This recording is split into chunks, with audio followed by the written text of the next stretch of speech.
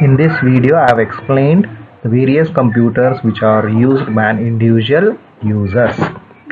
Individual users use ಮಾಡುವಂಥ various computer explanation ಈ ವಿಡಿಯೋದಲ್ಲಿ ಇದೆ.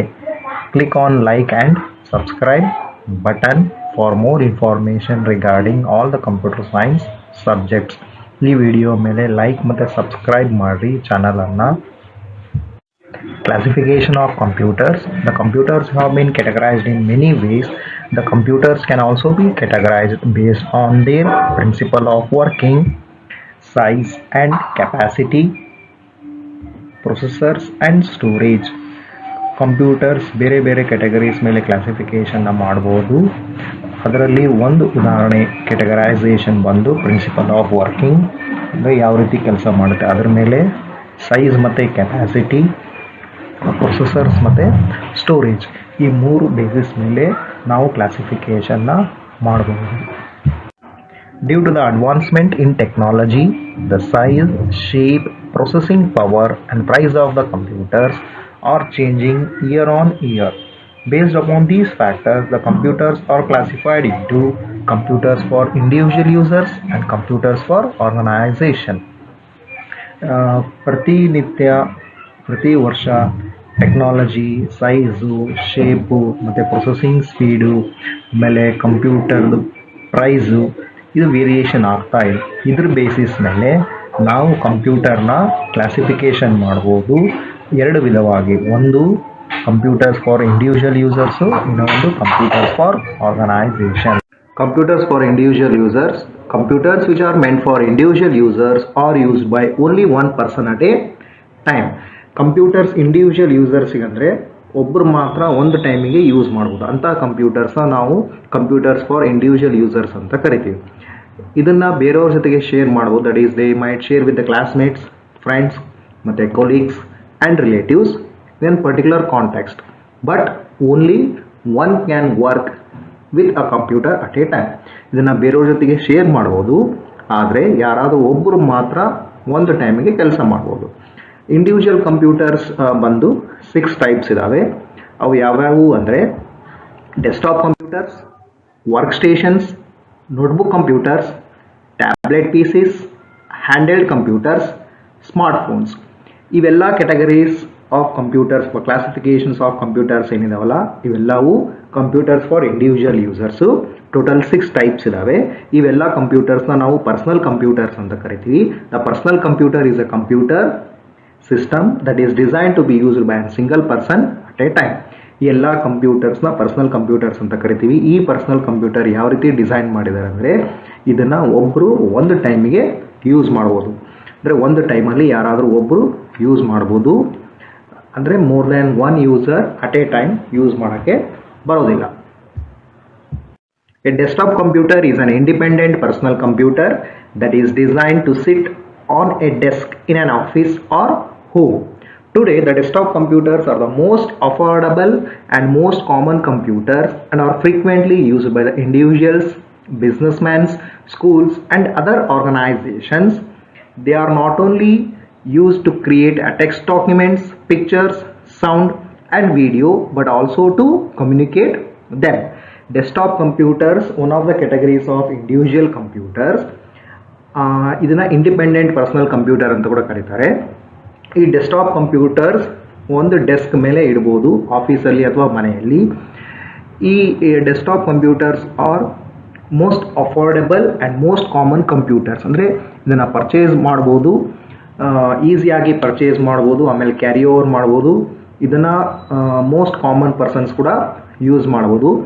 ಇದು ಭಾಳಷ್ಟು ಇಂಡಿವಿಜುವಲ್ಸ್ ಮತ್ತು ಬಿಸ್ನೆಸ್ ಪರ್ಸನ್ಸ್, ಸ್ಕೂಲ್ಸಲ್ಲಿ, ಆರ್ಗನೈಸೇಷನ್ಸ್ ಒಳಗೆ ಯೂಸ್ ಮಾಡ್ತಾರೆ.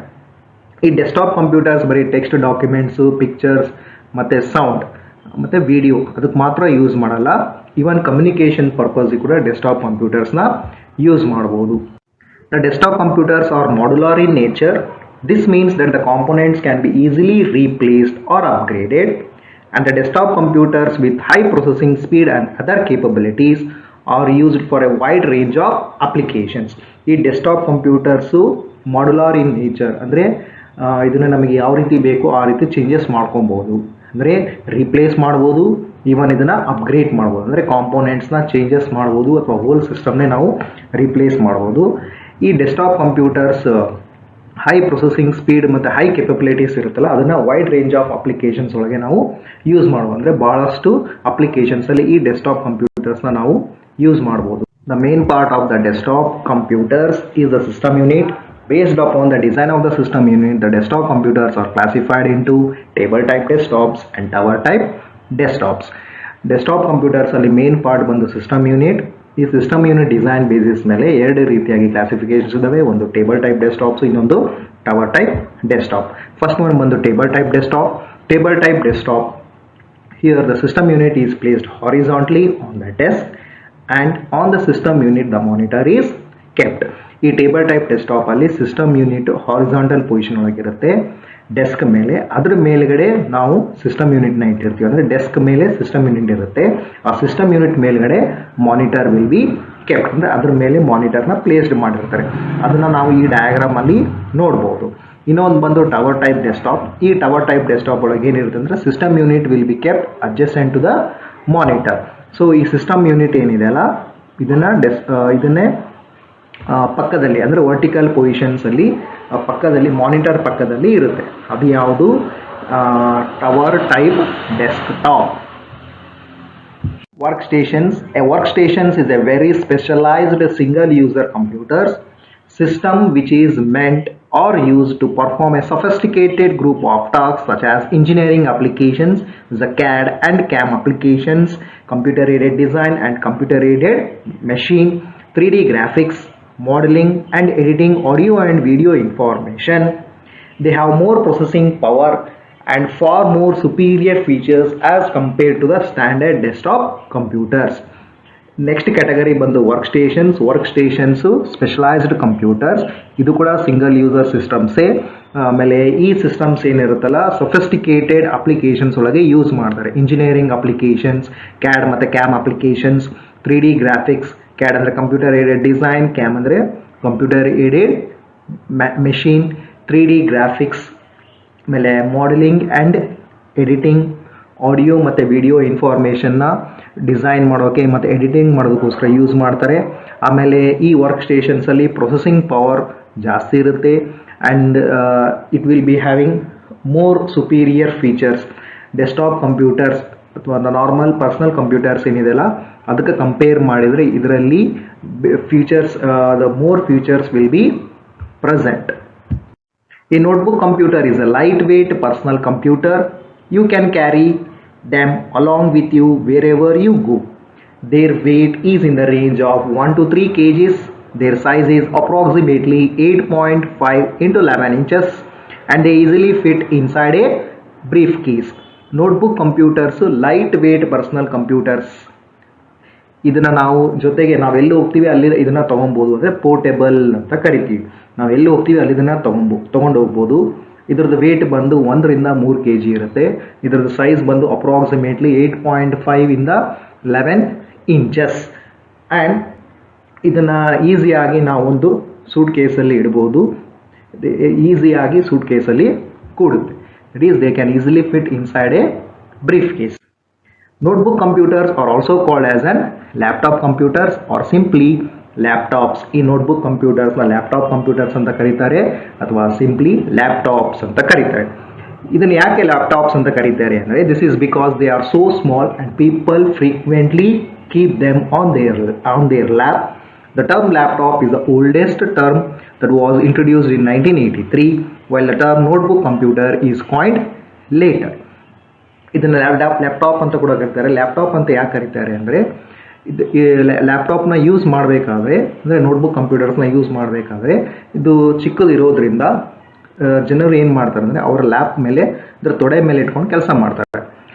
ಈ ಲ್ಯಾಪ್ಟಾಪ್ ಅನ್ನೋ ವರ್ಡು 1983 ಇಂಟ್ರೊಡ್ಯೂಸ್ ಮಾಡಿದ್ದು. ಇದು ಓಲ್ಡೆಸ್ಟ್ ವರ್ಡು. ಇವಾಗ ಏನಂತ ಕರೀತಾರೆ ಅಂದರೆ ನೋಟ್ಬುಕ್ ಕಂಪ್ಯೂಟರ್ಸ್ ಅಂತ ಕರೀತಾರೆ. Tablet pieces. Tablet PC is a small sized notebook or a slate kind of device.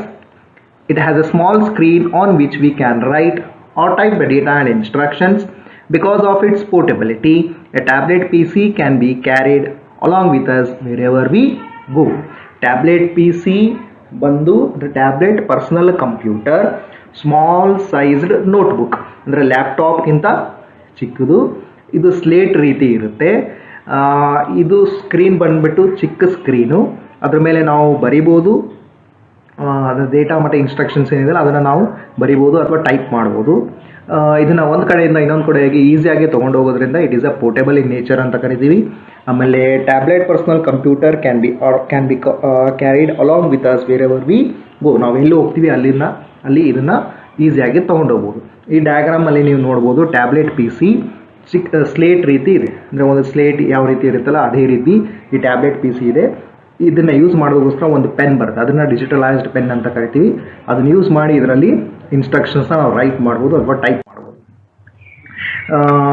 Right, tablet PC it uses the touch screen and digitalizing tablet technology to accept data and instruction for processing.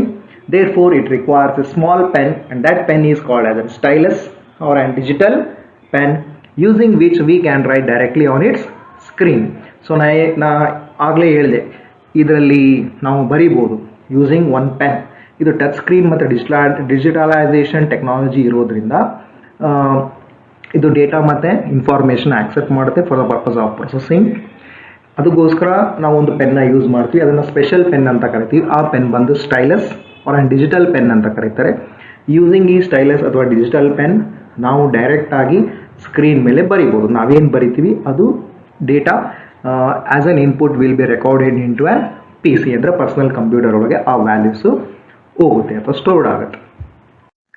The next one handheld PCs ಅಂದರೆ handheld personal computers. These are a small computing devices which we can hold them in hands. Therefore, they are called as an handheld devices or a handheld PCs, personal computer. The most popular handheld PC is an PDA, the personal digital assistant. Handheld PCs ಬಂದು small computing devices. ಇದನ್ನು ನಾವು ಕೈಯಲ್ಲಿ ಇಟ್ಕೊಬೋದು, ಅದಕ್ಕೋಸ್ಕರ ಇದನ್ನು hand-held devices ಅಂತ ಕರೀತಾರೆ. Even ಇದನ್ನು hand-held PCs ಅಂತ ಕರೀತಾರೆ. PCs ಅಂದರೆ ಪರ್ಸನಲ್ ಕಂಪ್ಯೂಟರ್ಸ್. ಹ್ಯಾಂಡ್-ಹೆಲ್ಡ್ PCಗೆ ಎಕ್ಸಾಂಪಲ್, ಮೋಸ್ಟ್ ಪಾಪ್ಯುಲರ್ ಎಕ್ಸಾಂಪಲ್ ಬಂದು PDA ಅಂದರೆ personal digital assistant. PDA is a small diary that you can use to maintain your day-to-day appointments, contact numbers and addresses. Many PDAs can be connected to any larger computer for the purpose of a data exchange. Most of the PDAs uses a specialized pen to write on the screen. Handheld PCsಗೆ example PDA ಅಂತ ಹೇಳಿದೆ. PDA ಅಂದರೆ personal digital assistant. ಈ personal digital assistant ಏನಿದೆಲ್ಲ it is a small diary. ಅಂದರೆ ನಾವು ಚಿಕ್ಕದೊಂದು book ಇಟ್ಕೊಬೋದು. ಎಲ್ಲಿ ಫಾರ್ ಎಕ್ಸಾಂಪಲ್ ಎಲ್ಡರ್ಸ್ ಎಲ್ಲ ಯೂಸ್ ಮಾಡ್ತಾ ಇರ್ತಾರೆ ಮನೆಯಲ್ಲಿ. ಏನು ಮಾಡ್ತಾರೆ, ಅದರಲ್ಲಿ ಕಾಂಟ್ಯಾಕ್ಟ್ ನಂಬರ್ಸ್ ಬರ್ಕೊತಾರೆ, ಅಂದರೆ ಫೋನ್ ನಂಬರ್ಸ್, ಅವ್ರಿಗೆ ಬೇಕಾಗಿರೋ ಫೋನ್ ನಂಬರ್ಸ್, ಫ್ಯಾಮಿಲಿ, ರಿಲೇಟಿವ್, ಫ್ರೆಂಡ್ಸಿಂದೆಲ್ಲ ಫೋನ್ ನಂಬರ್ಸ್ ಬರ್ಕೊತಾರೆ. ಆಮೇಲೆ ಯಾರಿಗಾದ್ರೂ ಮೀಟ್ ಆಗಬೇಕು ಅಥವಾ ಅವತ್ತು ಏನಾದರೂ ಕೆಲಸ ಮಾಡಬೇಕಂದ್ರೆ ಅದನ್ನು ನೋಟ್ ಡೌನ್ ಮಾಡ್ಕೊಂಡಿರ್ತಾರೆ. ಅಥವಾ ಆಫೀಸಲ್ಲಿ PA ಅಂತ ಇರ್ತಾರಲ್ಲ, ಪರ್ಸನಲ್ ಅಸಿಸ್ಟೆಂಟ್, ಅವ್ರ ಕೆಲಸ ಏನು, ಡೇ ಟು ಡೇ ಕೆಲಸ ಏನಿರುತ್ತೆ ಅವ್ರ ಬಾಸಿಂದು ಅದನ್ನೆಲ್ಲ ನೋಟ್ ಡೌನ್ ಮಾಡ್ಕೊಂಡಿರ್ತಾರೆ. ಅದ್ರ ಪ್ರಕಾರ ಅವ್ರಿಗೆ ಇನ್ಸ್ಟ್ರಕ್ಟ್ ಮಾಡ್ತಾ ಹೋಗ್ತಾರೆ. ಅಂದರೆ they will specify what kind of work they need to do on that particular day. So it is an PDA. ಅಂದರೆ PA ಏನು ಕೆಲಸ ಮಾಡ್ತಾರಲ್ಲ ಆ PAನ ಕೆಲಸ ಮಾಡೋ PA ಬದಲು ಈ PDAನ ಯೂಸ್ ಮಾಡ್ತಾರೆ. ಇದು ಸ್ಮಾಲ್ ಡೈರಿ ಇದ್ದಂಗೆ, ಅದರಲ್ಲಿ ನಾವು ಡೇ ಟು ಡೇ ಅಪಾಯಿಂಟ್ಮೆಂಟ್ಸು ಮತ್ತು ಕಾಂಟ್ಯಾಕ್ಟ್ ನಂಬರ್ಸ್ ಮತ್ತು ಅಡ್ರೆಸಸ್ನ ಸ್ಟೋರ್ ಮಾಡ್ಬೋದು. ಈ PDAನ ನಾವು ಯಾವುದಾದ್ರೂ ಒಂದು ಲಾರ್ಜರ್ ಕಂಪ್ಯೂಟಿಂಗ್ ಡಿವೈಸ್ ಜೊತೆಗೆ ಕನೆಕ್ಟ್ ಮಾಡ್ಬೋದು. ಅದ್ರ ಮೂಲಕ ಡೇಟಾನ ಎಕ್ಸ್ಚೇಂಜ್ ಮಾಡ್ಕೊಬೇಕು. ಅಂದರೆ PDA ಇಂದ ಸಿಸ್ಟಮ್ಗೆ, ಸಿಸ್ಟಮಿಂದ PDAಗೆ ಎಕ್ಸ್ಚೇಂಜ್ ಮಾಡ್ಬೋದು. ಮೋಸ್ಟ್ ಆಫ್ ದ PDAs ಏನಿದಾವಲ್ಲ ಒಂದು ಪೆನ್ನ ಯೂಸ್ ಮಾಡ್ತಾರೆ, ಅಂದರೆ ಸ್ಪೆಷಲೈಸ್ಡ್ ಪೆನ್. ಅದು ಯಾವುದಕ್ಕೋಸ್ಕರ ಯೂಸ್ ಮಾಡ್ತಾರೆ ಅಂದರೆ for the purpose of writing on the screen. ಆ ಸ್ಕ್ರೀನ್ ಮೇಲೆ ಬರೆಯೋದಕ್ಕೋಸ್ಕರ ಯೂಸ್ ಮಾಡ್ತಾರೆ. ಯಾವ ರೀತಿ ಡಿಜಿಟಲ್ ಅಥವಾ ಸ್ಟೈಲಸ್ ಅಂತ ಏನು ಕರಿತೀವಲ್ಲ, those kind of pens which we use for the purpose of writing on the smartphones. These are basically mobile or an cellular phones containing the advanced features. With the help of a smartphone, you can access the web, send and receive the emails, you can send and receive SMS, simple messaging service and MMS, multimedia messaging service. Smartphones ಅಂದರೆ mobile phones ಅಥವಾ cellular phones ಅಂತ ಏನು ಕರಿತೀವಲ್ಲ ಅದೇ smartphones. ಈ ಸ್ಮಾರ್ಟ್ಫೋನ್ಸಲ್ಲಿ advance features ಇದ್ದಾವೆ. ಯಾವ್ಯಾವ features ಇದ್ದಾವೆ ಈ ಸ್ಮಾರ್ಟ್ಫೋನ್ಸ್ ಯೂಸ್ ಮಾಡ್ಕೊಂಡು ನಾವು ಏನು ಮಾಡ್ಬೋದು ಅಂದರೆ ನಾವು ವೆಬ್ನ ಆ್ಯಕ್ಸೆಸ್ ಮಾಡ್ಬೋದು, ಅಂದರೆ ಬ್ರೌಸ್ ಮಾಡ್ಬೋದು, ಇಮೇಲ್ಸ್ನ ಸೆಂಡ್ ಮಾಡ್ಬೋದು ಮತ್ತು ರಿಸೀವ್ ಮಾಡ್ಬೋದು. ನಾವು SMS ಕಳಿಸ್ಬೋದು ಮತ್ತು MMSನ ಕಳಿಸ್ಬೋದು. SMS ಅಂದರೆ ಸಿಂಪಲ್ ಮೆಸೇಜಿಂಗ್ ಸರ್ವಿಸ್, MMS ಅಂದರೆ ಮಲ್ಟಿಮೀಡಿಯಾ ಮೆಸೇಜಿಂಗ್ ಸರ್ವಿಸ್. ಈ smartphone devices come with a special software like a personal organizers and also are equipped with a digital camera and music players. ಈ smartphones ಅಲ್ಲಿ special software ಇರುತ್ತೆ. ಆ special ಸಾಫ್ಟ್ವೇರ್ನ ನಾವು personal organisers ಅಂತ ಕರಿತೀವಿ. ಆಮೇಲೆ ಈ ಸ್ಮಾರ್ಟ್ಫೋನ್ಸ್ ಅಲ್ಲಿ ಡಿಜಿಟಲ್ ಕ್ಯಾಮ್ರಾ ಇರುತ್ತೆ, ಅದ್ರ ಜೊತೆಗೆ ಮ್ಯೂಸಿಕ್ ಪ್ಲೇಯರ್ಸ್ ಕೂಡ ಇರುತ್ತೆ. ಈ ಡಿಜಿಟಲ್ ಕ್ಯಾಮ್ರಾಸ್ ಮತ್ತು ಮ್ಯೂಸಿಕ್ ಪ್ಲೇಯರ್ಸ್ ನಾವು ಯೂಸ್ ಮಾಡಿದ್ದೀವಿ ಫೋನ್ಸಲ್ಲಿ ಸಾಂಗ್ಸ್ ಕೇಳೋದಕ್ಕೋಸ್ಕರ ಅಥವಾ ವೀಡಿಯೋಸ್ ನೋಡೋದಕ್ಕೋಸ್ಕರ. ಆಮೇಲೆ ಕ್ಯಾಮ್ರಾ ಯೂಸ್ ಮಾಡಿ ನಾವು ಫೋಟೋ ಶೂಟ್ ಮಾಡ್ಬೋದು, ಫೋಟೋ ತೆಗಿಬೋದು, ಈವನ್ ವಿಡಿಯೋ ಕೂಡ ಕ್ಯಾಪ್ಚರ್ ಮಾಡ್ಬೋದು. ಈ ಸ್ಮಾರ್ಟ್ಫೋನ್ಸ್ ಯೂಸ್ ಮಾಡಿ ನಾವು ಏನೆಲ್ಲ ಕೆಲಸ ಪರ್ಸ್ನಲ್ ಕಂಪ್ಯೂಟರ್ ಮಾಡ್ತೀವಲ್ಲ ಆ ಎಲ್ಲ ಕೆಲಸನೂ ನಾವು ಸ್ಮಾರ್ಟ್ಫೋನ್ಸ್ ಮೂಲಕನೂ ಮಾಡ್ಬೋದು. ಆದರೆ ಇದ್ರ ಡಿಸ್ಅಡ್ವಾಂಟೇಜ್ ಏನು ಅಂದರೆ ಸ್ಕ್ರೀನ್ ಸೈಜು ಚಿಕ್ಕದಿರುತ್ತೆ. ಕಂಪ್ಯೂಟರ್ ಸೈಜು, ಮಾನಿಟರ್ ಸೈಜ್ ಏನಿರಲ್ಲ ಅದು ದೊಡ್ಡದಿರುತ್ತೆ. ಅದರೊಳಗೆ ಈಸಿಯಾಗಿ ನಾವು ಓದ್ಬೋದು. ಆದರೆ ಇದರೊಳಗೆ ಯಾವುದಾದ್ರೂ ನಾವು PDF ಡೌನ್ಲೋಡ್ ಮಾಡಿ ಓದೋದಕ್ಕೆ ಹೋದರೆ ಅದೇನಾಗುತ್ತೆ, ಚಿಕ್ಕ ಸೈಜಲ್ಲಿರುತ್ತೆ ಮತ್ತು ಅದನ್ನು ನಾವು ಎನ್ಲಾರ್ಜ್ ಮಾಡಿಕೊಂಡು ಓದಬೇಕಾಗುತ್ತೆ. That is the disadvantage. But personal computer ಒಳಗೆ ಏನು ಕೆಲಸ ಮಾಡ್ತೀವಲ್ಲ ಅದೆಲ್ಲದನ್ನು ಸ್ಮಾರ್ಟ್ಫೋನ್ಸ್ ಯೂಸ್ ಮಾಡಿ ನಾವು ಮಾಡ್ಬೋದು. ಮೇಲ್ಸ್ ಕಳಿಸ್ಬೋದು, ಆಮೇಲೆ SMS ಕಳಿಸ್ಬೋದು, MMS ಕಳಿಸ್ಬೋದು, ಸಾಂಗ್ಸ್ ಕೇಳ್ಬೋದು, ವಿಡಿಯೋ ಕೇಳ್ಬೋದು, ಮೂವೀಸ್ ನೋಡ್ಬೋದು, ಮೂವೀಸ್ನ ಡೌನ್ಲೋಡ್ ಮಾಡ್ಬೋದು. ಯಾವುದೆಲ್ಲ ಕೆಲಸ ನಾವು ಪರ್ಸ್ನಲ್ ಕಂಪ್ಯೂಟರ್ ಒಳಗೆ ಮಾಡ್ತೀವಿ ಅದೆಲ್ಲ ಕೆಲಸನ ನಾವು ಸ್ಮಾರ್ಟ್ಫೋನ್ಸ್ ಯೂಸ್ ಮಾಡ್ಕೊತ ನಾವು ಮಾಡ್ಬೋದು. ಆದರೆ ಸ್ಕ್ರೀನ್ ಸೈಜು ಚಿಕ್ಕದಿರುತ್ತೆ ಮತ್ತು ಬ್ಯಾಟ್ರಿ ಕೆಪಾಸಿಟಿ ಏನಿರುತ್ತಲ್ಲ ಅದು ಕಡಿಮೆ ಇರುತ್ತೆ. ಒಂದು ವೇಳೆ ನಾವು ಬ್ಯಾಟ್ರಿ ಕೆಪಾಸಿಟಿ ಏನಾದರೂ ಇನ್ಕ್ರೀಸ್ ಮಾಡೋಕ್ಕೆ ಹೋದರೆ ಅವಾಗ ಏನಾಗುತ್ತೆ, ಬ್ಯಾಟ್ರಿ ಸೈಜ್ ಜಾಸ್ತಿ ಮಾಡಬೇಕು. ಬ್ಯಾಟ್ರಿ ಸೈಜ್ ಜಾಸ್ತಿ ಮಾಡಿದರೆ ಮತ್ತು ಸ್ಮಾರ್ಟ್ಫೋನ್ಸ್ ದೊಡ್ಡದಾಗುತ್ತೆ. ಬಟ್ ಸ್ಮಾರ್ಟ್ಫೋನ್ಸ್ ಯಾವಾಗಲೂ ನಮಗೆ ಚಿಕ್ಕದಿರುತ್ತೆ, ಅಂದರೆ ಕೈನಲ್ಲಿ ಇಟ್ಕೊಂಡು ಆರಾಮಾಗಿ ಯೂಸ್ ಮಾಡೋ ರೀತಿ ಇರಬೇಕು. ಅದರ ಅಡ್ವಾಂಟೇಜ್ ಏನು, ಸ್ಮಾರ್ಟ್ಫೋನ್ಸ್ ಯೂಸ್ ಮಾಡಿ ನಾವೆಲ್ಲ ಕೆಲಸ ಯಾವುದು ಪರ್ಸನಲ್ ಕಂಪ್ಯೂಟರ್ ಒಳಗೆ ಮಾಡ್ತೀವಲ್ಲ ಅವೆಲ್ಲ ಕೆಲಸವನ್ನು ನಾವು ಫೋನ್ ಮೂಲಕನೂ ಮಾಡ್ಬೋದು. Do click on like button and click on subscribe button to subscribe to this channel.